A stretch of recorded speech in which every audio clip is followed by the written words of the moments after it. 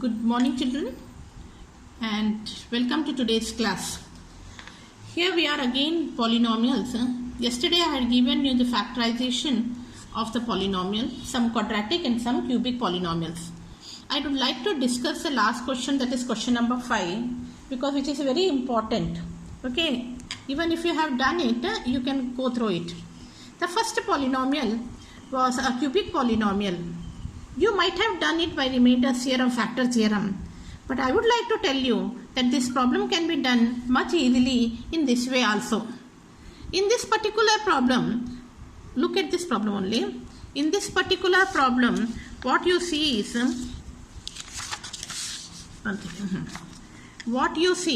that you can group it. See, I have grouping these two one and these two as one. And what I see that there is a x square is common between these. I have taken x square common and I got inside the bracket, since it is x cube, which is x square into x square is come out. So you get x here and here 2. And in minus x plus 2, I have taken minus 1 common, and inside the bracket I got again x minus 2. So now it is nice. We are getting the factor, one of the factor in both the terms as x minus 2. So I take x minus 2 common, and what is left is x square minus 1. Now it is something into something. That means it is factorized. Now this x square minus 1, we can further factorize it as x plus 1 into x minus 1. This is by the identity which you have learnt in the 8th standard. A square minus b square can be written as a plus b into a minus b. So the answer gets over here in such a simple, in just 2-3 steps.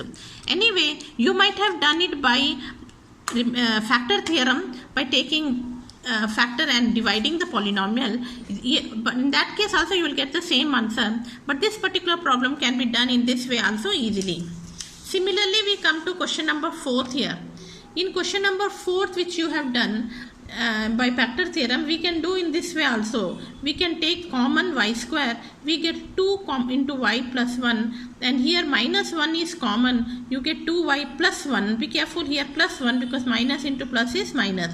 Now you get 2y plus 1 as common, you get y square minus 1 as one of the factor, which can be further factorized as y plus 1 into y minus 1. So again this problem can be done in this way.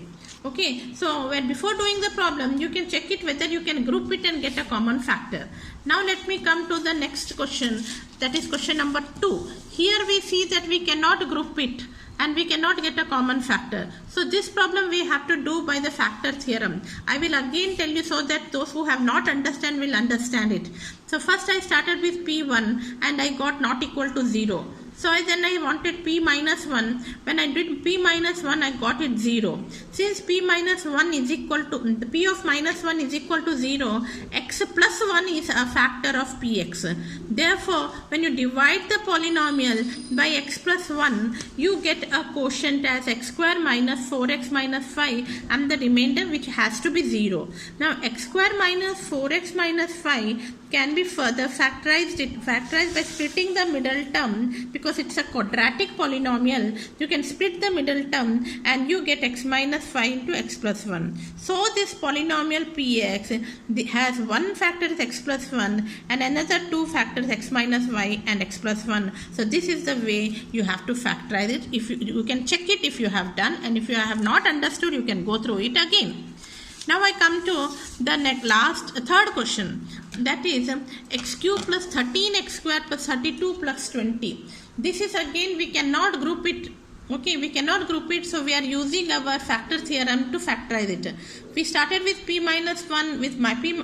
We did not start with P1 because everything is positive here, so there are no chances of getting 0 if you take plus positive number. So I started with P minus 1 and I got it 0. So x plus 1 is a factor. Divided the polynomial, we got the quotient x square plus 12x plus 20. Factorized it by splitting the middle term, and we got as x plus 10 into x plus 2. Therefore this polynomial can be factorized as one factor is x plus 1, another factor is x plus 10 into x plus 2.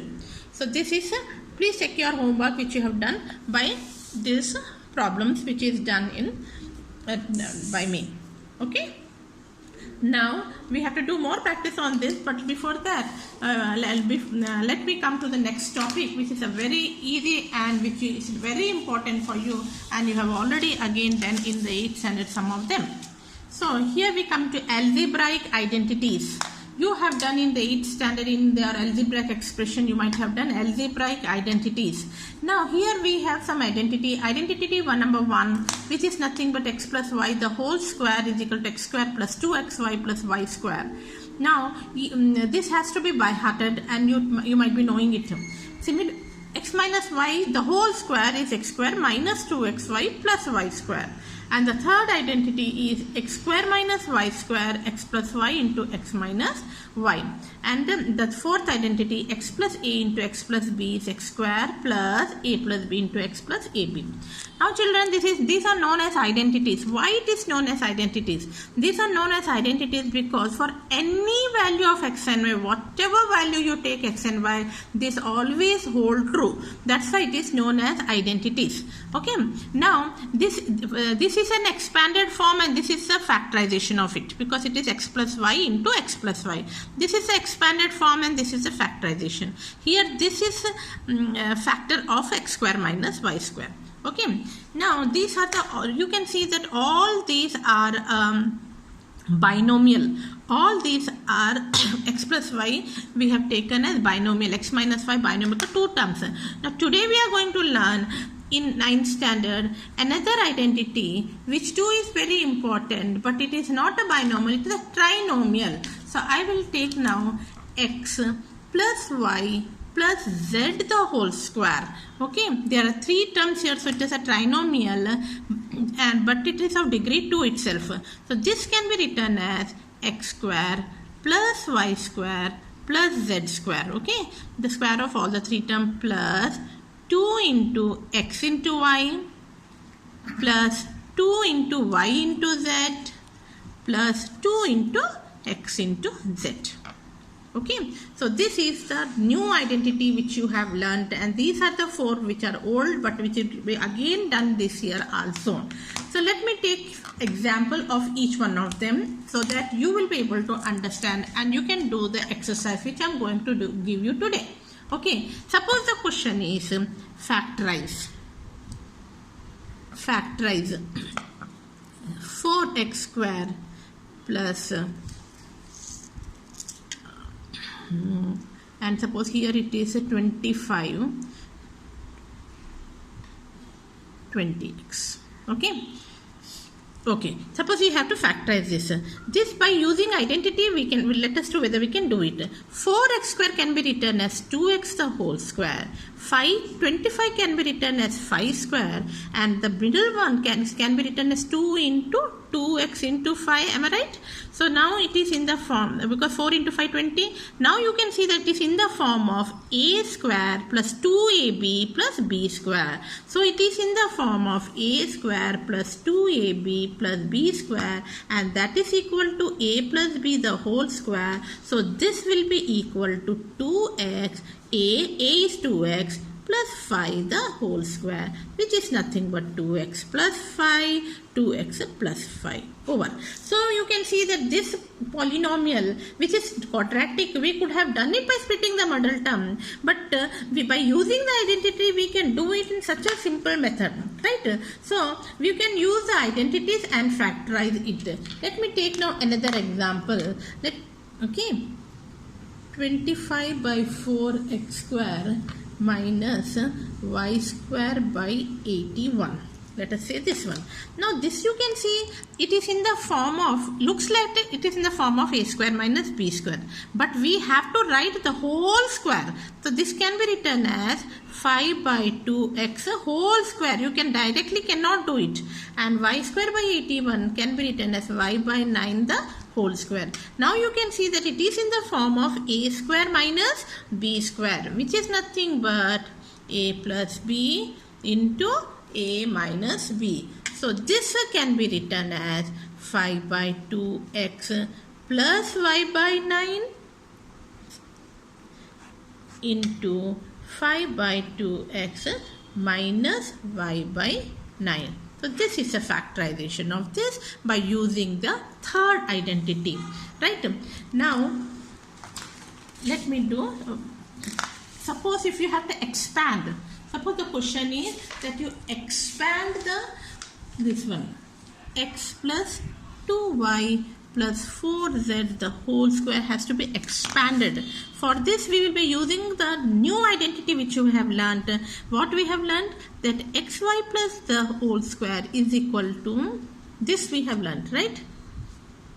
2xy plus 2xz plus 2yz. So this can be written as x square plus y ke in place of y it is 2y, so you have to write 2y, but put a bracket because the whole square is for the whole thing. Do not forget to put the bracket, okay? Plus 4z bracket square, okay? Now 2 into xy, so 2 into x into y. In place of y it will be 2y. 2 into x into z. Instead place of z it will be 4z. And 2 into 2y into 4z. This can be written as x square. Now we will simplify it. We will open the bracket, x square. This is 2 square will become 4y square, 16z square. This will become 4xy, 8xz, and this will become 16yz. So this is the expansion of this. Okay, and suppose sometimes this question will be given and you will have to factorize it. That time you have to write in this way. Okay, so these are the things. Using these 5 identities only, we have some more identities in 9th standard. I will be doing step by step. But today let us learn only one new identity and recall all the 4 identities which you have done in the 9th standard. Okay, suppose if you have to expand x plus 10 into x minus, one more example let me take. This one, what you have to do, which one identity? We have to use identity number 4, that is x plus a into x plus b is nothing but x square plus a plus b into x plus ab. So x plus 8 into x minus 10, which is nothing but plus minus 10, right? So this will become 8 plus minus 10, okay, and 8 into minus 10, 8 into minus 10. So this will become minus 10 plus, here x is there, minus 10 plus 8 is nothing but minus 2, and this is minus 80. So this is the expansion by using the 4th identity. This is by 5th identity. So you should first learn all the identities by heart, and by looking at the question you should be able to understand that which identity you have to do. Okay, okay, thank you. Have a nice day. I'll give the homework now and you do it. Thank you.